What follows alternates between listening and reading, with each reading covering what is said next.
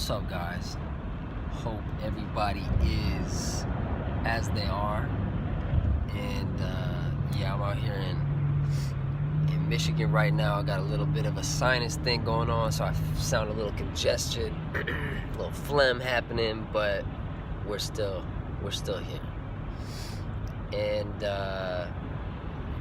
yeah, shout out to all you seekers out there seeking.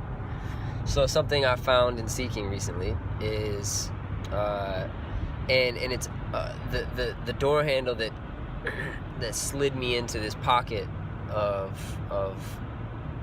understanding and knowingness is Carl Jung's concept of individuation. And there's some really cool videos out there. There's Academy of Ideas YouTube channel, has some amazing stuff that I love. It really synthesizes some of these philosophers, really long extrapolated concepts and ideas in a very concise, digestible format. And so yeah, this idea of individuation from Carl Jung, to me, it pointed me right back to Ayn Rand and her fountainhead theory, basically. Which, and then I'll just keep it going, and then that also tied me right into Blade Runner. And if you're asking how, this is how.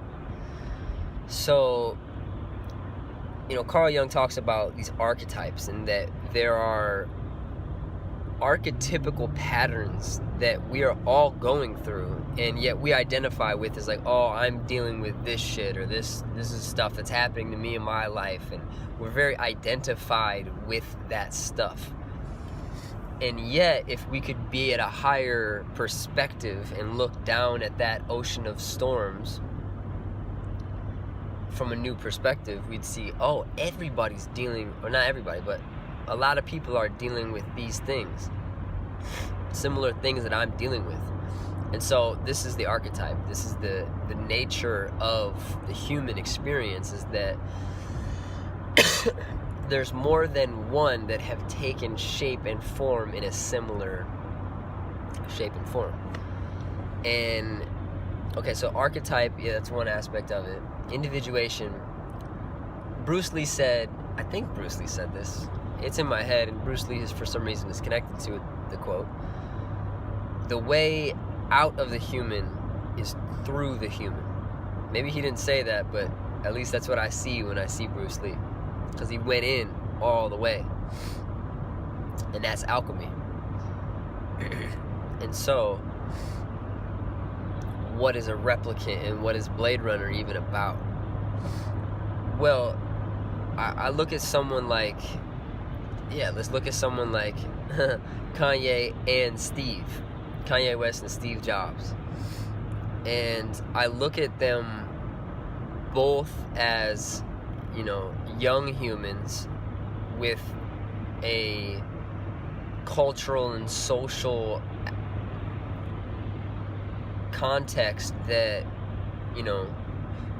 really Malcolm Gladwell outliered them out, like really made them great candidates to just be outliers in the paradigm. And then their obviously soul path was about some really specific shit, and so with Ye, I look at him as like, he really studied and really got. And so that's a big part of my moon concept, is like, well, if you have all these reference points that you want to reflect aspects of these, and then you download their aspects, then all of a sudden you start reflecting back outside of yourself that which you've come into contact with. So you become a moon to, you become a mirror to much of that which you have come into contact with. Ayn Rand's concept of this fountainhead is that basically there's one person, maybe it's a group of people, but it's one person, in her lens, at the actual place where the river comes from. That the river is the flow of all things, of all culture, of all archetype and identity and, you know, anything that culture is producing in pop culture. It comes from someplace. Somebody's coming up with these ideas.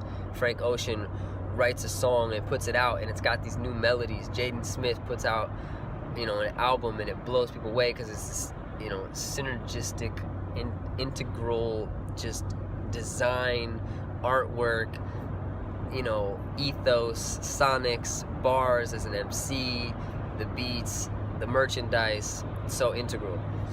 And it leads all of a sudden. Aubrey Graham comes out and starts making melodic hip-hop in a way that's never been done like he's doing it. Kanye West comes out, and et cetera, et cetera. People come out and they're adding something. They're being new in a fashion that it keeps happening. Someone's always coming out and being new. And what does that mean? They're really leading. They're leading, and they're all of a sudden saying, I'm not like them, I'm not like them, I'm like me. And I'm an individual. And this is what it sounds like, and this is what it looks like. To me, this is the concept of how folks become replicants. Because you basically are, you know, someone can be, let's call it Joe Schmo. So Joe Schmo, you know, lives in Idaho and watches YouTube and lives his life, and maybe goes to school, but he watches YouTube a lot and he sees all these different pop culture reference points, and he maybe dresses a little bit like Kanye or talks a little bit like this person or whatever it is.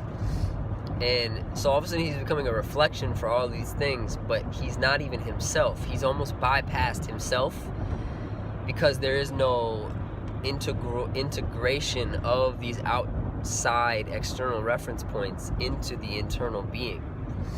And so someone at the fountainhead is being their authentic self because they're leading forward in their own life and not waiting for someone else to be it for them.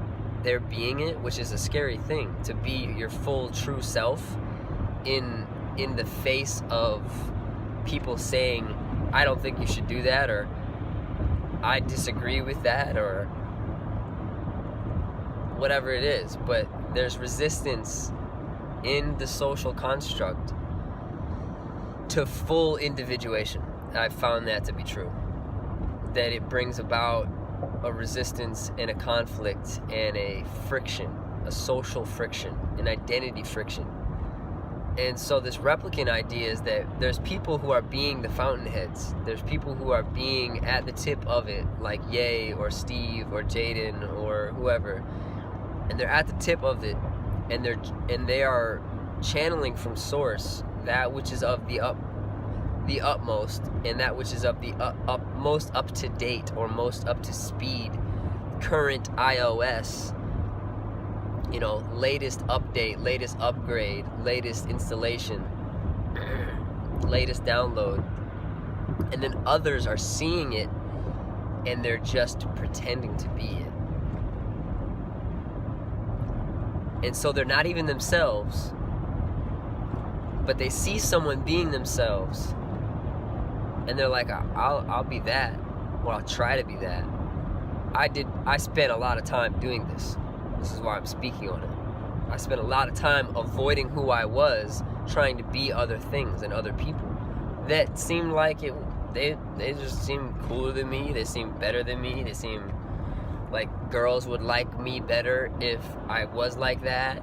I'd have more friends if I was like that. And I think this is a natural process that we all go through in our path of individuation. I'm not saying like, oh, I'm talking about replicants and you're fucked for your life, like you're a replicant. No. But noticing where we have become replicated by that which is true, and where our ego and our shadow self has circumvented our awareness in our identity and attached to these reference points as who we identify as. That's the wild stuff. To me, it's a big mind puzzle of how it happens and how it gets tangled up. But to me, it's also part of moon theory, is that, well, we're all bringing forth the light, and we're all bringing forth our own unique individual gifts and aspects of the one to the collective. But if you're not bringing forth your true stuff, and if you're sitting on your couch and waiting for some motivation or inspiration that's just never going to come, you have to take action. Gary Vee, you should take action. There's so much to be done. Or then you can see it as yoga, and it's like, well, or you see it in a Buddhist lensing, it's like, well, there's nothing to do, I'm just going to sit until I dissolve. Well, then that's a different life path and style. But if you're talking about living here and being on this path of realization and self-realization while still living in the matrix and still living in this grid system of masculine right angles, then I think that this part is crucial in recognizing what's real and what's not, what's the actual image and what is just a reflection. What is the actual image and what's the plane of glass in between? It's like Plato's theory, Plato's cave story, the allegory of the cave, where it's like these folks are stuck looking at this picture happening, thinking that it's everything. They haven't caught on that they're just seeing the shadows moving of a thing happening behind them. They think that they're seeing life, but they're just seeing shadows. When those shadows are being imbibed by spirit and animated in a different location than where they're currently looking and thinking that it's happening. This is the difference between a fountainhead and a replicant. And we're all fountainheads for something. We all have karma. We all have momentum that we come into this life with. And through yogic lensing, we all have dharma. And from what I'm finding, you're just not going to be happy unless you embrace your dharma. And you start to untangle and untangle your karma. This idea that, we are a big knot that we are trying to untangle so that we can be a clear string again.